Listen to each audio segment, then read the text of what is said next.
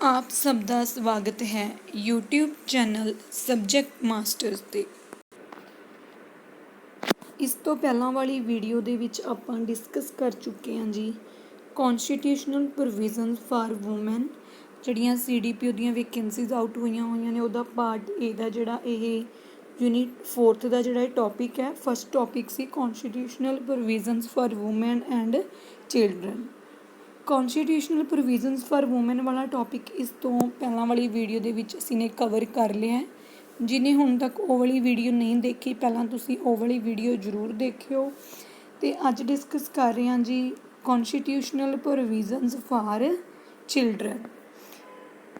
ਇਹਦੇ ਵਿੱਚ ਆਪਾਂ ਜਿਹੜੇ ਪੜ੍ਹਾਂਗੇ ਵੀ ਕਿਹੜੇ ਆਰਟੀਕਲਸ ਨੇ, ਠੀਕ ਹੈ, ਅਤੇ ਕਿਹੜੇ ਜਿਹੜੇ ਆਪਣੇ ਮਤਲਬ ਕੌਨਸਟੀਟਿਊਸ਼ਨਲ ਦੇ ਵਿੱਚ ਜਾਂ ਫਿਰ ਆਪਣੀ ਸਟੇਟ ਨੇ ਕਿਹੜੇ ਅਧਿਕਾਰ ਜਿਹੜੇ ਬੱਚਿਆਂ ਨੂੰ ਦਿੱਤੇ ਗਏ ਨੇ, ਠੀਕ ਹੈ, ਉਹਨਾਂ ਦੀ ਪ੍ਰੋਟੈਕਸ਼ਨ ਵਾਸਤੇ, ਉਹਨਾਂ ਦੇ ਰਾਈਟਸ ਵਾਸਤੇ, ਉਹ ਸਾਰਾ ਕੁਝ ਜਿਹੜੇ ਆਪਾਂ ਅੱਜ ਦੀ ਵੀਡੀਓ ਦੇ ਵਿੱਚ ਡਿਸਕਸ ਕਰਾਂਗੇ। ਆਰਟੀਕਲ 14 ਸਭ ਤੋਂ ਪਹਿਲਾਂ ਡਿਸਕਸ ਕਰਦੇ ਹਾਂ ਜੀ। Article 14 according to this article the state shall not deny to any person the equality before the law or the equal protection of laws within the territory of India। ਇਹਨੂੰ ਜਿਹੜਾ 14 article ਹੈ ਇਹਨੂੰ ਅਸੀਂ right to equality ਬੋਲਦੇ ਹਾਂ। Right to equality ਦੇ ਵਿੱਚ ਕੀ ਹੈ ਵੀ ਜਿਹੜੀ ਹੁਣ ਦੇਖੋ ਜਿਹੜੇ ਬੱਚੇ ਹੈ ਉਹਨਾਂ ਨੂੰ ਵੀ ਜਿਹੜਾ ਸਿਟੀਜ਼ਨ ਮੰਨਿਆ ਜਾਂਦਾ ਹੈ, ਠੀਕ ਹੈ, ਇੰਡੀਆ ਦੇ ਜਿਹੜੇ ਉਹਨਾਂ ਨੂੰ ਵੀ ਆਪਾਂ ਸਿਟੀਜ਼ਨ ਮੰਨਦੇ ਹਾਂ। ਤਾਂ ਕਹਿੰਦੇ ਜਿਹੜਾ right to equality means equal law ਨੇ ਜਿਹੜੇ ਸਾਰਿਆਂ ਵਾਸਤੇ, ਚਾਹੇ ਉਹ ਮੈਨ ਹੈ, ਚਾਹੇ ਵੂਮੈਨ ਹੈ, ਚਾਹੇ ਉਹ ਜਿਹੜੇ ਚਿਲਡਰਨ ਨੇ, ਠੀਕ ਹੈ ਜੀ। ਤਾਂ ਕੋਈ ਵੀ ਜਿਹੜੀ ਸਟੇਟ ਹੈ ਕਹਿੰਦੇ shall not deny to any person the equality before the law or the equal protection of laws within the territory of India. Means ਬੱਚਿਆਂ ਨੂੰ ਵੀ ਉਸੇ ਤਰ੍ਹਾਂ ਜਿਹੜੀ ਉਹਨਾਂ ਨੂੰ ਵੀ ਇਕੁਅਲ ਟਰੀਟ ਕੀਤਾ ਜਾਊਗਾ, ਠੀਕ ਹੈ, ਜਿਵੇਂ ਬਾਕੀ ਜਿਹੜੇ ਸਿਟੀਜ਼ਨ ਨੇ ਇੰਡੀਆ ਦੇ ਉਹਨਾਂ ਨੂੰ ਟਰੀਟ ਕੀਤਾ ਜਾਂਦਾ ਹੈ, ਉਸੇ ਤਰ੍ਹਾਂ ਜਿਹੜੇ ਬੱਚਿਆਂ ਨੂੰ ਵੀ ਜਿਹੜੀ ਇਕੁਅਲ ਪ੍ਰੋਟੈਕਸ਼ਨ ਜਿਹੜੀ ਪ੍ਰੋਵਾਈਡ ਕਰਵਾਈ ਜਾਊਗੀ। Article 15 of the Indian constitution prohibits discrimination ਦੇ ਅਗੇਂਸਟ ਹੈ ਜਿਹੜਾ ਆਰਟੀਕਲ 15 ਹੈ, ਠੀਕ ਹੈ। ਇਹ ਆਪਾਂ ਨੇ ਜਦੋਂ ਆਪਾਂ ਜਿਹੜੇ ਵੂਮੈਨਸ ਲਈ ਪੜ੍ਹੇ ਸੀ ਪ੍ਰੋਵੀਜ਼ਨਸ, ਕੌਨਸਟੀਟਿਊਸ਼ਨਲ ਪ੍ਰੋਵੀਜ਼ਨ, ਉਹਦੇ ਵਿੱਚ ਵੀ ਡਿਸਕਸ ਕੀਤਾ ਸੀ ਕਿ ਕੋਈ ਵੀ ਜਿਹੜਾ ਚਾਹੇ ਉਹ ਮੈਨ ਹੈ, ਚਾਹੇ ਵੂਮੈਨ ਹੈ, ਚਾਹੇ ਕਿਸੇ ਵੀ ਰਿਲੀਜ਼ਨ 'ਚੋਂ ਹੈ, ਚਾਹੇ ਕੋਈ ਵੀ ਕਾਸਟ ਹੈ, ਠੀਕ ਹੈ, ਉਹਦੇ ਰਿਗਾਰਡਿੰਗ ਜਿਹੜਾ ਕੋਈ ਵੀ ਮਤਲਬ ਡਿਸਕ੍ਰਿਮੀਨੇਸ਼ਨ ਨਹੀਂ ਹੋ ਸਕਦੀ। ਹੁਣ ਉਸੇ ਤਰ੍ਹਾਂ in article 15(3) nothing in this article shall prevent the state from making any special provision for women and children. ਮਤਲਬ ਸਟੇਟ ਨੂੰ ਕਹਿੰਦੇ ਇਗਨੋਰ ਨਹੀਂ ਕੀਤਾ ਜਾ ਸਕਦਾ ਵੀ ਕੋਈ ਸਪੈਸ਼ਲ, ਦੇਖੋ ਮਤਲਬ ਸਟੇਟ ਦੀ ਰਿਸਪੋਂਸੀਬਿਲਿਟੀ ਬਣਦੀ ਹੈ ਵੀ ਸਪੈਸ਼ਲ ਪ੍ਰੋਵੀਜ਼ਨਸ ਬਣਾਈ ਜਾਣ ਵੂਮੈਨ ਅਤੇ ਚਿਲਡਰਨ ਦੇ ਲਈ। It is very clear from article 15(3) that special provision does not mean unequal treatment but is established for the well-being and development of the children in India। ਹੁਣ ਜਿਵੇਂ article 15(3) 'ਚ ਇਹ ਕਿਹਾ ਗਿਆ ਵੀ ਸਪੈਸ਼ਲ ਪ੍ਰੋਵੀਜ਼ਨਸ ਬਣਾਉਣੇ ਚਾਹੀਦੇ ਨੇ, ਸਟੇਟ ਦੀ responsibility ਆ ਵੂਮੈਨ ਅਤੇ ਚਿਲਡਰਨ ਦੇ ਲਈ, ਪਰ ਇਹਦਾ ਮਤਲਬ ਇਹ ਨਹੀਂ ਹੈਗਾ ਸਪੈਸ਼ਲ ਪ੍ਰੋਵੀਜ਼ਨ ਦਾ ਮਤਲਬ ਵੀ ਕਿਸੇ ਨੂੰ ਅਨਇਕੁਅਲ ਟਰੀਟ ਕੀਤਾ ਜਾਵੇ, ਠੀਕ ਹੈ। ਇਹ ਸਿਰਫ ਕਿਸ ਲਈ ਬਣਾਇਆ ਗਿਆ ਜਿਹੜਾ ਇਹ ਆਰਟੀਕਲ ਹੈ ਵੈਲਬੀਂਗ ਅਤੇ ਡਿਵੈਲਪਮੈਂਟ ਆਫ ਚਿਲਡਰਨ, ਤਾਂ ਕਿ ਜਿਹੜੇ ਬੱਚੇ ਨੇ ਉਹਨਾਂ ਦੀ ਡਿਵੈਲਪਮੈਂਟ ਹੋ ਸਕੇ। ਕਲੀਅਰ ਹੈ ਜੀ। ਅੱਗੇ ਨੈਕਸਟ ਸਾਡੇ ਕੋਲ ਆ ਗਿਆ ਜੀ ਆਰਟੀਕਲ 21A। ਆਰਟੀਕਲ 21A ਦੇ ਵਿੱਚ ਕੀ ਹੈ, the state shall provide free and compulsory education to all children of the age 6 to 14 years। ਜਿਹੜੇ ਬੱਚਿਆਂ ਦੀ ਏਜ 6 ਤੋਂ 14 ਸਾਲ ਤੱਕ ਹੈ, ਠੀਕ ਹੈ, ਤਾਂ ਉਹਨਾਂ ਨੂੰ ਜਿਹੜੀ ਸਟੇਟ ਦੀ ਰਿਸਪੋਂਸੀਬਿਲਿਟੀ ਆ ਉਹਨਾਂ ਨੂੰ ਸਟੇਟ ਕੀ ਕਰੂਗੀ, ਫ੍ਰੀ ਐਜੂਕੇਸ਼ਨ ਜਿਹੜੀ ਪ੍ਰੋਵਾਈਡ ਕਰਵਾਊਗੀ। ਅੱਗੇ ਆ ਗਿਆ ਜੀ article 24 no child below the age of 14 years shall be employed to work in any factory or mine ਔਰ ਇੰਗੇਜਡ ਇਨ ਐਨੀ ਅਦਰ ਹੈਜ਼ਰਸ ਇੰਪਲੋਇਮੈਂਟ।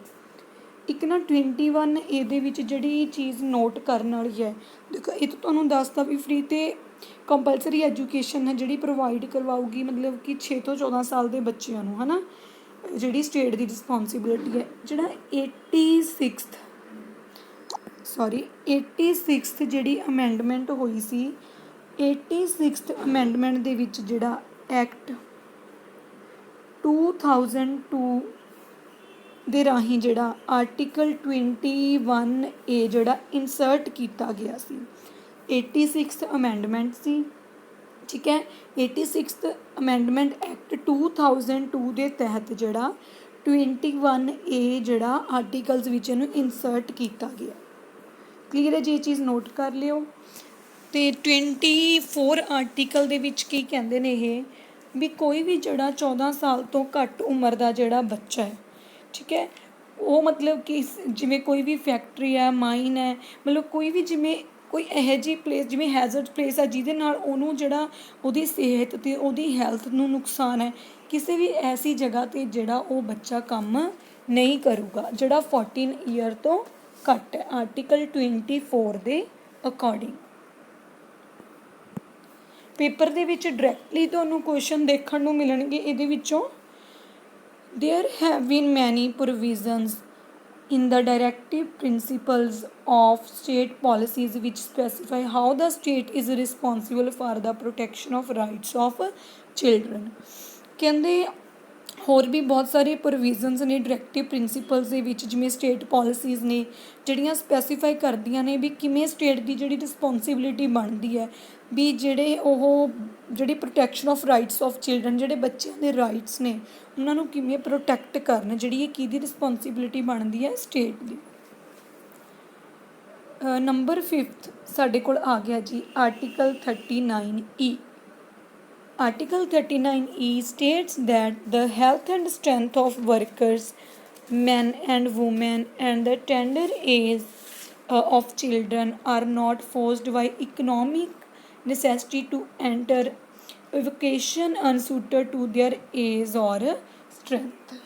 ਮਤਲਬ ਜਿਹੜਾ ਆਰਟੀਕਲ 39A ਆ ਉਹਦੇ ਵਿੱਚ ਕੀ ਕਿਹਾ ਗਿਆ ਵੀ ਕੋਈ ਵੀ ਵਰਕਰ ਹੈ, ਚਾਹੇ ਮੈਨ ਹੈ, ਚਾਹੇ ਵੂਮੈਨ ਹੈ, ਚਾਹੇ ਚਿਲਡਰਨ ਹੈ, ਠੀਕ ਹੈ, ਉਹ ਤੋਂ ਕੋਈ ਵੀ ਮਤਲਬ ਐਵੇਂ ਦਾ ਕੰਮ ਨਹੀਂ ਕਰਵਾਇਆ ਜਾਊਗਾ ਜਿਹੜਾ ਉਹਦੀ ਹੈਲਥ ਲਈ ਨੁਕਸਾਨਦਾਇਕ ਹੈ ਜਾਂ ਫਿਰ ਉਹਦੀ ਸਟਰੈਂਥ ਤੋਂ ਵੱਧ ਕੇ, ਬਾਡੀ ਦੀ ਜਿੰਨੀ ਉਹਦੀ ਸਟਰੈਂਥ ਆ ਉਹ ਤੋਂ ਵੱਧ ਕੇ ਜਿਹੜਾ ਉਹ ਤੋਂ ਕੋਈ ਕੰਮ ਨਹੀਂ ਕਰਾਇਆ ਜਾਊਗਾ, ਠੀਕ ਹੈ।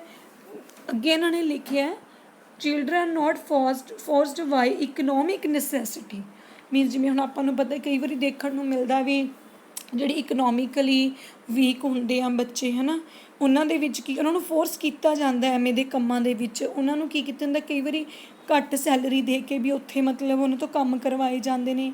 ਜਦੋਂ ਜਿਹੜੇ ਮੰਨ ਲਓ ਜਿਵੇਂ ਫੈਕਟਰੀ ਆ ਕੋਈ, ਠੀਕ ਹੈ, ਜਿੱਥੇ ਬੱਚੇ ਦੀ ਸਟਰੈਂਥ ਤੋਂ ਵੱਧ ਉਹਨਾਂ ਨੂੰ ਜਿਹੜਾ ਮਤਲਬ ਜ਼ੋਰ ਲੱਗੂਗਾ, ਹੈ ਨਾ, ਉੱਥੇ ਕੰਮ ਕਰਨਾ ਪਊ, ਤਾਂ ਜਿਵੇਂ ਫੈਕਟਰੀ ਦੇ ਮਾਲਕ ਨੂੰ ਪਤਾ ਲੱਗ ਗਿਆ ਵੀ ਬੱਚੇ ਦੀ ਇਕਨੋਮਿਕ ਕੰਡੀਸ਼ਨ ਠੀਕ ਨਹੀਂ ਤਾਂ ਉਹ ਉੱਥੇ ਉਹਨੂੰ ਕੰਮ ਦੇ ਦਿੰਦੇ ਆ, ਠੀਕ ਹੈ। ਤਾਂ ਉਹੀ ਇਹਨਾਂ ਨੇ ਕਿਹਾ ਵੀ ਜਿਹੜਾ the tender age of children are not forced by economic necessity to enter a vocation unsuited to their age or strength, ਉਹਦੀ ਏਜ ਅਤੇ ਉਹਦੀ ਸਟਰੈਂਥ ਦੇ ਅਕੋਰਡਿੰਗ ਹੀ ਜਿਹੜਾ ਉਹਨੂੰ ਕੰਮ ਮਿਲੂਗਾ। ਕੋਈ ਵੀ ਇਹ ਨਹੀਂ ਹੈਗਾ ਵੀ ਉਹਦੀ ਸਟਰੈਂਥ ਮਤਲਬ ਕਿ ਕੰਮ ਉਹਨੂੰ ਕੋਈ ਇੰਨਾ ਔਖਾ ਦਿੱਤਾ ਜਾਵੇ ਜਿੰਨਾ ਜਿਹੜੀ ਉਹਦੀ ਹੈਲਥ 'ਤੇ ਜਿਹਦੇ ਨਾਲ ਬੁਰਾ ਅਸਰ ਪਵੇ, ਠੀਕ ਹੈ, ਫੋਰਸ ਨਹੀਂ ਕੀਤਾ ਜਾਊਗਾ, ਠੀਕ ਹੈ ਜੀ। ਹੁਣ ਦੇਖੋ ਚਾਈਲਡ ਲੇਬਰ ਬਾਰੇ ਤਾਂ ਆਪਾਂ ਨੂੰ ਪਤਾ ਹੀ ਹੈ, ਠੀਕ ਹੈ, ਕਿੰਨਾ ਆਪਾਂ ਬਹੁਤ ਜਗ੍ਹਾ 'ਤੇ ਆਪਾਂ ਦੇਖਦੇ ਹਾਂ ਜਿਵੇਂ ਛੋਟੀ ਉਮਰ ਦੇ ਵਿੱਚ ਜਿਹੜੇ ਬੱਚੇ ਕੰਮ ਕਰਨ ਲੱਗ ਜਾਂਦੇ ਨੇ, ਹੈ ਨਾ, ਇੱਕ ਤਰ੍ਹਾਂ ਨਾਲ ਇਹ ਬਹੁਤ ਭੈੜੀ ਜਿਹੜੀ ਬੁਰਾਈ ਹੈ ਚਾਈਲਡ ਲੇਬਰ, ਜਿਹਦੇ ਨਾਲ ਕੀ ਹੁੰਦਾ ਬੱਚੇ ਦੇ ਫਿਜ਼ੀਕਲੀ ਵੀ ਮਤਲਬ ਕਿ ਉਹਦੀ ਡਿਵੈਲਪਮੈਂਟ ਨਹੀਂ ਹੋ ਪਾਉਂਦੀ ਅਤੇ ਜਿਹੜਾ ਮੈਂਟਲੀ ਵੀ ਜਿਹੜਾ ਉਹ ਬੱਚੇ 'ਤੇ ਇਸ ਚੀਜ਼ ਦਾ ਅਸਰ ਦੇਖਣ ਨੂੰ ਮਿਲਦਾ। ਆਰਟੀਕਲ 39(1)(f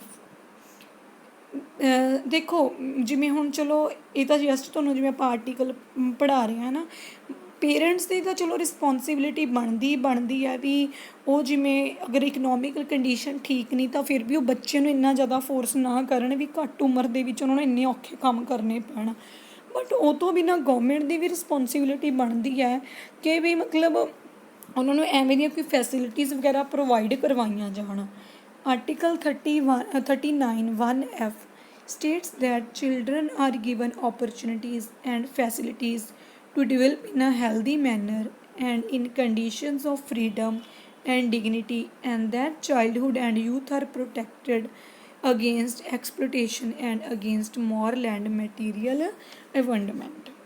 ठीक है, आर्टिकल 39(1)(f) ਦੇ ਵਿੱਚ ਕੀ ਹੈ ਵੀ ਜਿਹੜੇ ਚਿਲਡਰਨ ਨੇ ਕਹਿੰਦੇ ਉਹਨਾਂ ਨੂੰ ਜਿਹੜੀਆਂ ਓਪਰਚੁਨਿਟੀਜ਼ ਅਤੇ ਫੈਸਿਲਿਟੀਜ਼ ਪ੍ਰੋਵਾਈਡ ਕਰਵਾਈਆਂ ਜਾਣਗੀਆਂ ਸਟੇਟ ਦੇ ਦੁਆਰਾ ਤਾਂ ਜੋ ਜਿਹੜਾ ਉਹਨਾਂ ਦੀ ਜਿਹੜੀ ਹੈਲਥ ਹੈ, ਠੀਕ ਹੈ, ਉਹ ਆਪਣੀ ਜਿਹੜੀ ਪ੍ਰੋਪਰ ਮਤਲਬ ਕਿ develop in a healthy manner, ਠੀਕ ਹੈ, ਅਤੇ ਆਜ਼ਾਦੀ ਨਾਲ ਜਿਹੜੀ ਆਪਣਾ ਉਹ ਜਿਵੇਂ ਬਚਪਨ ਹੈ ਉਹਨੂੰ ਜਿਉ ਸਕਣ।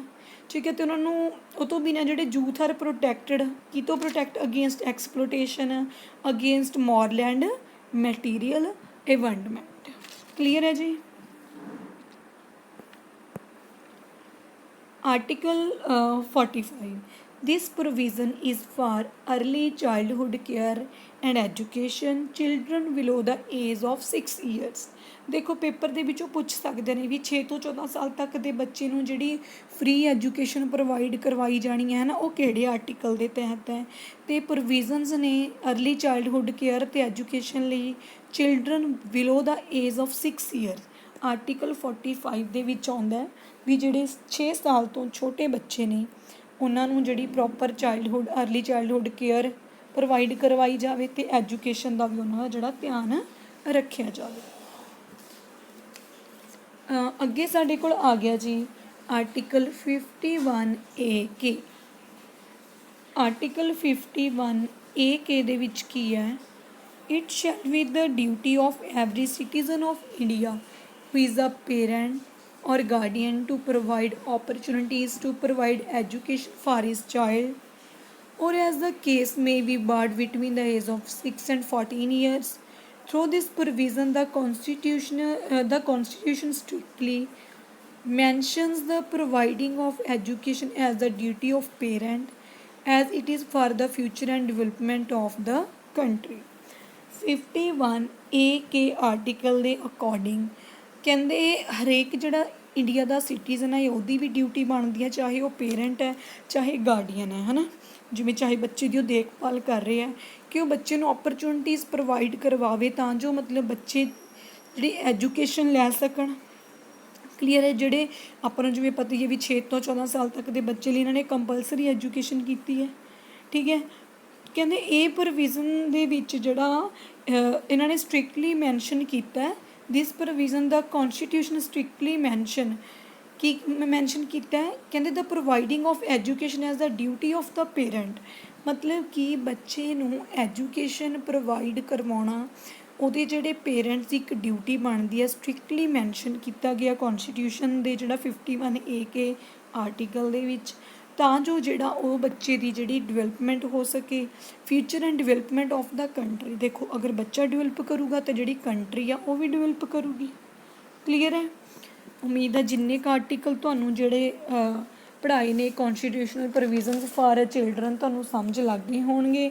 ਠੀਕ ਹੈ ਜੀ, ਬਾਕੀ ਆਪਾਂ ਮਾੜਾ ਜਿਹਾ ਦੇਖ ਲੈਂਦੇ ਹਾਂ ਜਿਹੜੀ ਆਪਣੀ ਯੂਨਿਟ 4th ਸੀ policies and programmes of women and children, ਉਹਦੇ ਵਿੱਚ ਆਪਣੇ ਕੋਲ constitutional provisions for women and children topic ਜਿਹੜਾ ਕਵਰ ਹੋ ਗਿਆ। ਨੈਕਸਟ ਵੀਡੀਓ ਦੇ ਵਿੱਚ ਆਪਾਂ ਡਿਸਕਸ ਕਰਾਂਗੇ national policy for children 2013, national nutrition policy 1993 ਅਤੇ national policy for empowerment of women 2001। ਤਿੰਨ ਜਿਹੜੀਆਂ ਪੋਲਿਸੀਜ਼ ਨੇ ਉਹ ਨੈਕਸਟ ਵੀਡੀਓ ਦੇ ਵਿੱਚ ਆਪਾਂ ਡਿਸਕਸ ਕਰਾਂਗੇ। ਵੈਰੀ ਇੰਪੋਰਟੈਂਟ ਯੂਨਿਟ ਹੈ। 5th ਯੂਨਿਟ ਵੀ ਬਹੁਤ ਜ਼ਿਆਦਾ ਇੰਪੋਰਟੈਂਟ ਹੈ।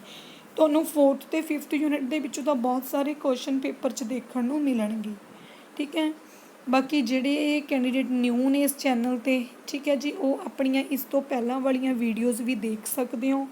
ਤੁਹਾਨੂੰ ਪਲੇਲਿਸਟ ਮਿਲ ਜੇਗੀ ਸਾਰੀਆਂ videos the. I think 27-28 video ਹੁਣ ਤੱਕ ਅਸੀਂ ਅਪਲੋਡ ਕਰ ਚੁੱਕੇ ਹਾਂ, ਜਿਹਦੇ ਵਿੱਚ ਯੂਨਿਟ 1 ਕੰਪਲੀਟ ਹੋ ਗਈ, ਯੂਨਿਟ 2 ਕੰਪਲੀਟ ਹੋ ਗਈ, ਉਸ ਤੋਂ ਬਾਅਦ ਯੂਨਿਟ 4th ਸਟਾਰਟ ਕੀਤੀ ਹੈ, ਦੈਨ 5th ਕੰਪਲੀਟ ਕਰਾਂਗੇ ਅਤੇ ਲਾਸਟ ਦੇ ਵਿੱਚ ਜਿਹੜੀ ਅਸੀਂ ਯੂਨਿਟ 3rd ਜਿਹੜੀ ਕੰਪਲੀਟ ਕਰਾਂਗੇ। ਠੀਕ ਹੈ ਜੀ, ਇਹ ਨਹੀਂ ਹੈਗਾ ਵੀ ਯੂਨਿਟ 3rd ਨਹੀਂ ਇੰਪੋਰਟੈਂਟ, ਯੂਨਿਟ 3rd ਵੀ ਇੰਪੋਰਟੈਂਟ ਹੈ, ਬਟ 4th ਅਤੇ 5th ਦੇ ਵਿੱਚ ਲਰਨ ਕਰਨ ਵਾਲਾ ਬਹੁਤ ਜ਼ਿਆਦਾ ਕੁਛ ਹੈ। ਠੀਕ ਹੈ, ਤਾਂ ਇਸ ਲਈ ਇਹਨੂੰ ਅਗਰ ਆਪਾਂ ਪਹਿਲਾਂ ਕਰਵਾਵਾਂਗੇ ਤਾਂ ਤੁਹਾਡੇ ਕੋਲ ਟਾਈਮ ਜ਼ਿਆਦਾ ਹੋਊਗਾ ਵਾਰ ਇਹਦੀ ਰਿਵੀਜ਼ਨ ਕਰਨ ਦਾ। ਕਲੀਅਰ ਹੈ। ਜਿਹੜੇ ਕੈਂਡੀਡੇਟ ਚੈਨਲ 'ਤੇ ਨਵੇਂ ਹੋ ਜੀ ਚੈਨਲ ਨੂੰ ਸਬਸਕ੍ਰਾਈਬ ਕਰ ਲਿਓ, ਬੈਲ ਆਈਕਨ ਨੂੰ ਪ੍ਰੈਸ ਕਰਿਓ ਤਾਂ ਜਿਹੜੀ ਵੀ ਨਵੀਂ ਵੀਡੀਓ ਲੈ ਕੇ ਆਈ ਉਹਦਾ ਨੋਟੀਫਿਕੇਸ਼ਨ ਸਭ ਤੋਂ ਪਹਿਲਾਂ ਤੁਹਾਡੇ ਤੱਕ ਪਹੁੰਚ ਸਕੇ। ਸ਼ੇਅਰ ਜ਼ਰੂਰ ਕਰ ਦਿਆ ਕਰੋ, ਕਮੈਂਟ ਕਰਕੇ ਜ਼ਰੂਰ ਦੱਸਿਓ ਵੀ ਜਿਹੜਾ ਵੀ ਅਸੀਂ ਪੜ੍ਹਾ ਰਹੇ ਹਾਂ ਤੁਹਾਨੂੰ ਸਮਝ ਆ ਰਿਹਾ ਹੈ। ਦੇਖੋ ਮੈਂ ਪਹਿਲਾਂ ਵਾਲੀ ਵੀਡੀਓ ਦੇ ਵਿੱਚ ਵੀ ਇਹੀ ਗੱਲ ਕਹੀ ਸੀ ਵੀ ਜਿੰਨੇ ਵਿਊਜ਼ ਆਉਂਦੇ ਨੇ ਲਾਈਕ ਵੀ ਨਹੀਂ ਓਨੇ ਆਉਂਦੇ, ਕਮੈਂਟ ਵੀ ਨਹੀਂ ਓਨਾ ਤੁਸੀਂ ਕਰਦੇ ਹੈ ਨਾ। ਅਗਰ ਕੋਈ ਕਮੀ ਪੇਸ਼ੀ ਤੁਸੀਂ ਉਹ ਵੀ ਲਿਖ ਦਿਓ ਹੈ ਨਾ, ਬਟ ਆਪਣੇ ਵੱਲੋਂ ਅਸੀਂ ਬੈਸਟ ਦੇਣ ਦੀ ਕੋਸ਼ਿਸ਼ ਕਰਦੇ ਹਾਂ ਵੀ ਜਿੰਨਾ ਤੁਹਾਨੂੰ ਵੱਧ ਤੋਂ ਵੱਧ ਅਸੀਂ ਕਰਵਾ ਸਕੀਏ ਤਾਂ ਜੋ ਤੁਹਾਡਾ ਪੇਪਰ ਦੇ ਵਿੱਚ ਇੱਕ ਇੱਕ ਕੁਐਸਚਨ ਜਿਹੜਾ ਕਵਰ ਹੋ ਜਾਵੇ। ਕਲੀਅਰ ਹੈ ਜੀ। ਅਤੇ ਆਪਣਾ ਤੁਸੀਂ ਕਮੈਂਟ ਜ਼ਰੂਰ ਕਰਕੇ ਦੱਸਿਓ, ਲਾਈਕ ਜ਼ਰੂਰ ਕਰਿਓ, ਵੀਡੀਓ ਨੂੰ ਸ਼ੇਅਰ ਜ਼ਰੂਰ ਕਰ ਦਿਓ ਜੀ। ਧੰਨਵਾਦ।